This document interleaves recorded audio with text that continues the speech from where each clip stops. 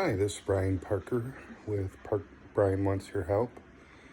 And it's just going to recommend if you want to start a worm farm in your home and use your food waste and your paper waste, and you can even use leaves and compost and different things to make vermicompost, which is worm poop basically from, there are plenty of YouTube videos. If you just put in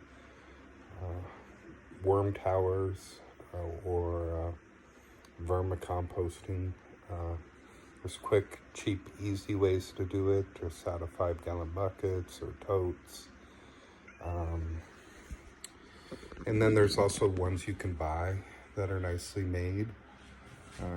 Effective from what I can tell from the users. The Urban Worm Bag,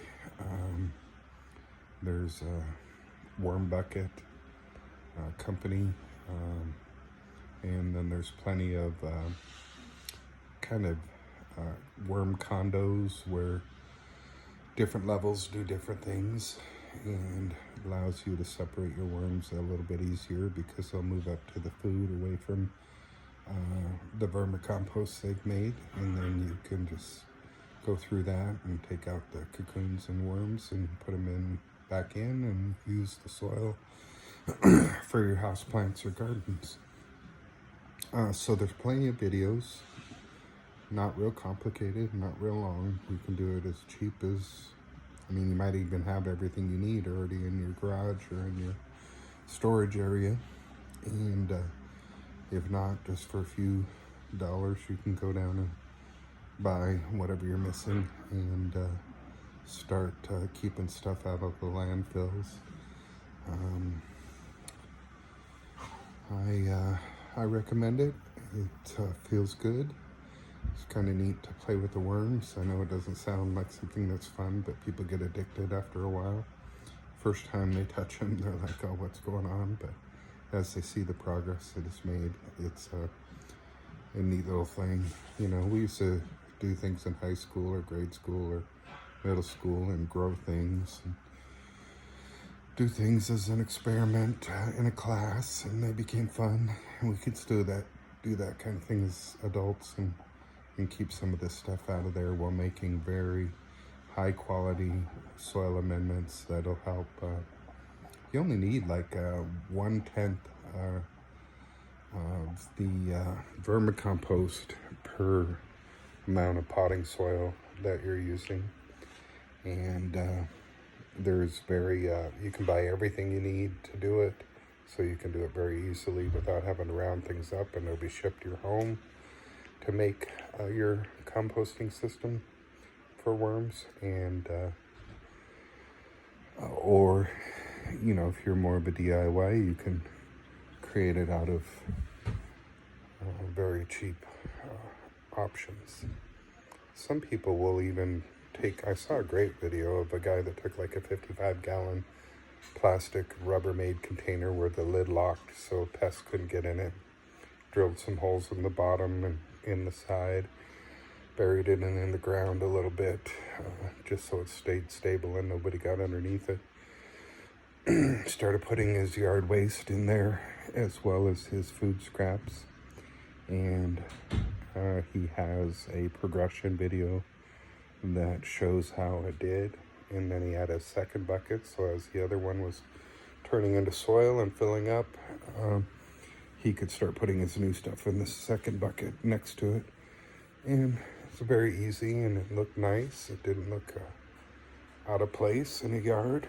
And also if you want to compost, because compost is good for food for worm composting, or just compost yourself so that stuff doesn't go to the landfill. There's a lot of great 1 minute, 2 minute, 5 minute videos that you can watch that show how to do compost very easily. I like it to be something that's fun and not overwhelming. So I don't do everything perfectly like some people will do. They'll shred their paper because it turns over quicker, but like I said in one of my videos, I threw an entire book in, and it's taken a while for them to work on it, but it's almost gone, and I'm not in any hurry. I throw things in that will take a while. And if you watch Ann at Plants, I think it's Planet or Plant Obsessed, Ann does a lot of wedge method, where one end she puts her food in, and then she starts collecting her soil from the other end, and the worms migrate from one end to the other. So you're getting your soil at the same time. And she'll take the bigger pieces when she screens them and put them down towards the food end, and just keeps recycling them through. And every once in a while she'll pull out all the big pieces and start another bin and let them start working on that. She has multiple bins, and she's very good at speaking and making it very clear, as well as also letting you know the more technical terms in some of her videos. But I strongly encourage anybody that this reaches to start using worms to compost. Or if you don't want to use worms to compost, you will be using them in your yard, because the natural worms that are outside are a different kind of worm, but they will get into your compost bin. At least composting your greens and browns, your grass and your leaves and sticks and plant cuttings and branches and things like that in your yard. And you can use it to level out your yard, fill in holes, add to your garden, because it's still great compost, because there's lots of fungal matter and microbes. The worms don't actually eat the food, the leaves, any of that. What they eat is as they start to decay, they eat the fungus, and as it rots, it has microbes and so forth, and they eat that. And they'll eat it over and over.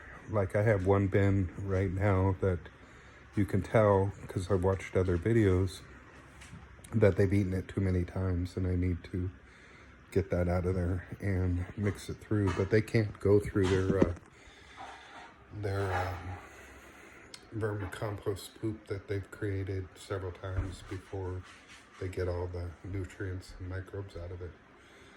And there'll still be microbes that you can use. It's important to turn your material so they get oxygen, so you don't get anaerobic conditions, to keep it moist, because they need the moisture.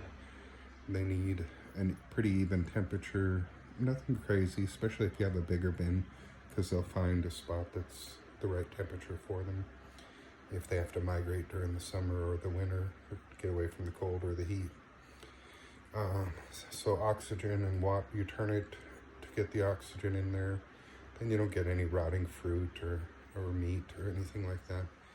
And keeps the critters away, because it smells like dirt instead of smelling like rotten stuff. And it also composts easier because it's got the oxygen. And then keeping it moist, and then keeping the, a certain amount of brown material, which is paper and leaves and stuff like that, versus grass clippings, which are greens, and food waste, which are kind of greens. But it's an exciting thing. I would try it out, and it's every little bit helps. Imagine that if 1 million more people did it than are doing it right now, how much stuff we could keep out of the landfills. Create a better county, better state, better country, and a better world. All right, appreciate the support, guys. Have a good one. We'll talk to you later.